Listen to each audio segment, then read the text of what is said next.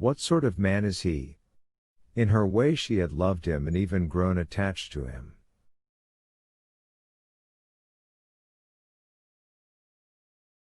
Now in the solitude of this room, beside these black windows, so funereal, she suddenly felt an overwhelming sense of depression.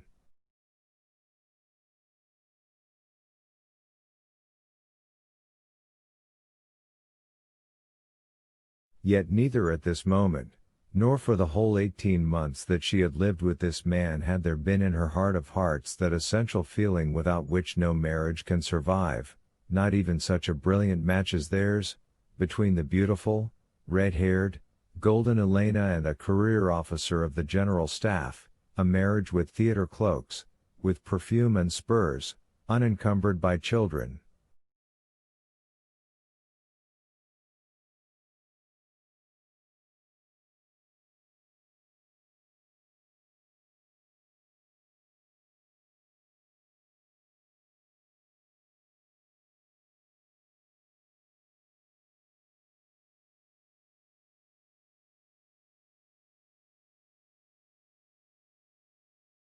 Married to a sensible, careful Baltic German of the General Staff.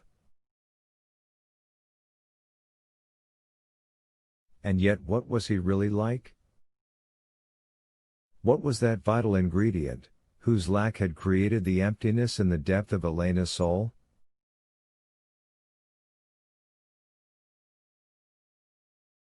I know what it is, said Elena to herself aloud. There's no respect.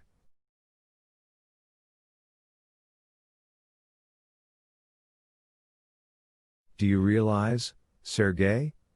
I have never felt any respect for you, she announced meaningfully to her cloak, raising an admonitory finger.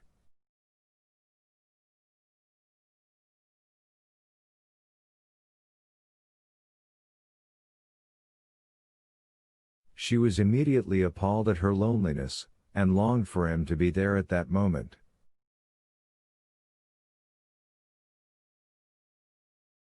He had gone.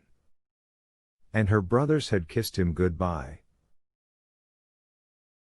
Did they really have to do that? But for God's sake, what am I saying?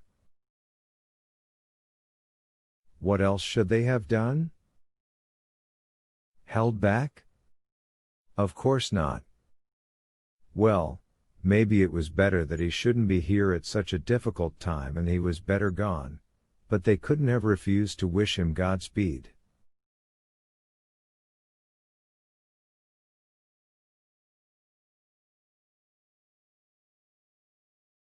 Of course not. Let him go. The fact was that although they had gone through the motions of embracing him, in the depth of their hearts they hated him.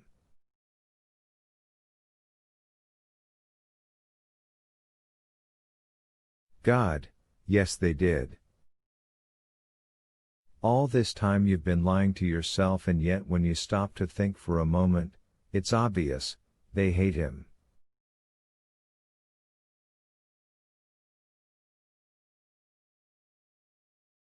Nikolka still has some remnants of kindness and generosity toward him, but Alexei.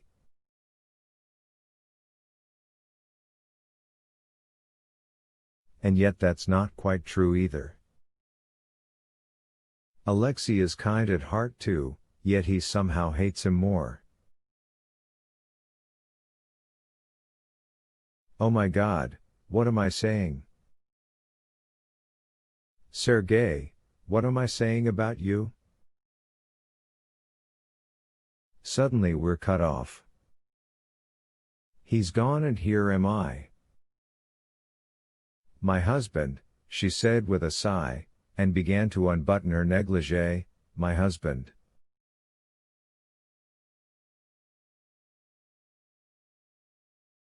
Red and glowing, her cloak listened intently, then asked. But what sort of a man is your husband? Hash.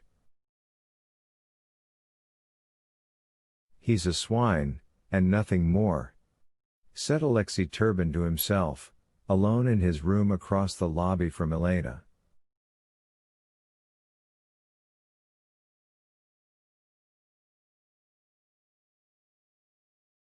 He had divined what she was thinking and it infuriated him. He's a swine, and I'm a weakling.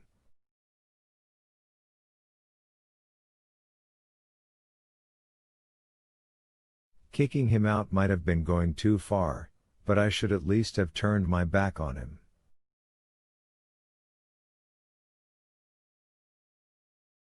To hell with him.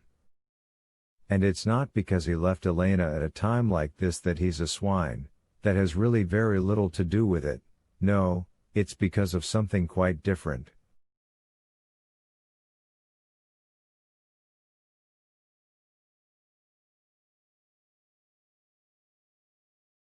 But what, exactly? It's only too clear, of course. He's a wax dummy without the slightest conception of decency. Whatever he says, he talks like a senseless fathead, and he's a graduate of the military academy, who are supposed to be the elite of Russia.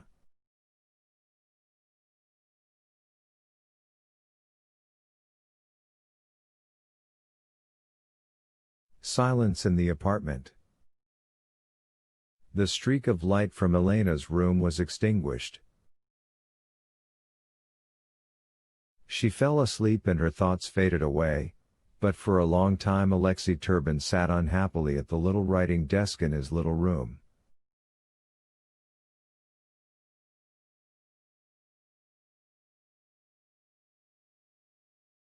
The vodka and the hock had violently disagreed with him. He sat looking with red-rimmed eyes at a page of the first book he happened to pick up and tried to read, his mind always flicking senselessly back to the same line.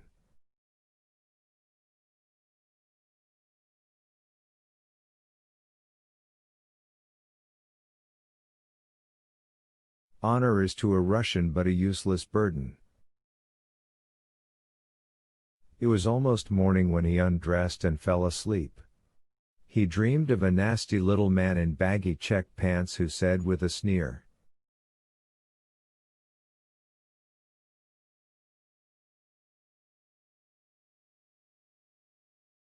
"Better not sit on a hedgehog if you're naked." Holy Russia is a wooden country, poor and dangerous, and to a Russian honor is nothing but a useless burden.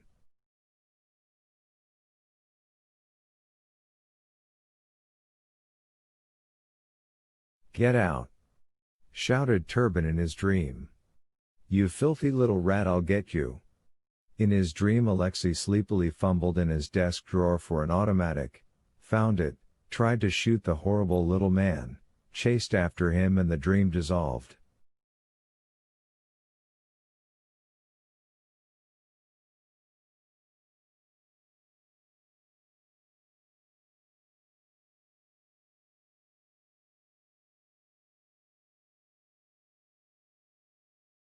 For a couple of hours he fell into a deep, black, dreamless sleep, and when a pale delicate light began to dawn outside the windows of his room that opened onto the veranda, Alexei began to dream about the city.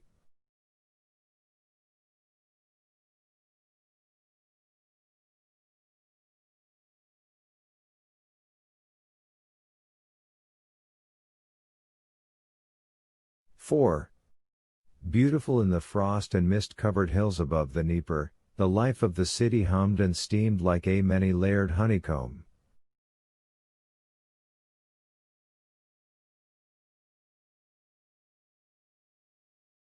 All day long smoke spiraled in ribbons up to the sky from innumerable chimney pots.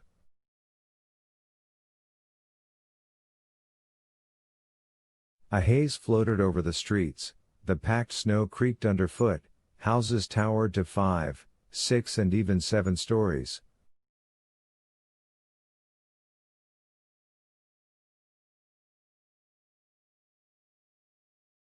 By day their windows were black, while at night they shone and rose against the deep, dark blue sky.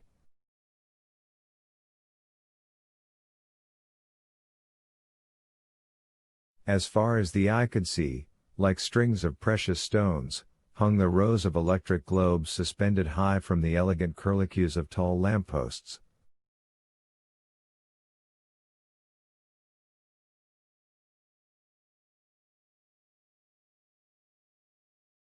By day the streetcars rolled by with a steady, comfortable rumble, with their yellow straw-stuffed seats of handsome foreign design.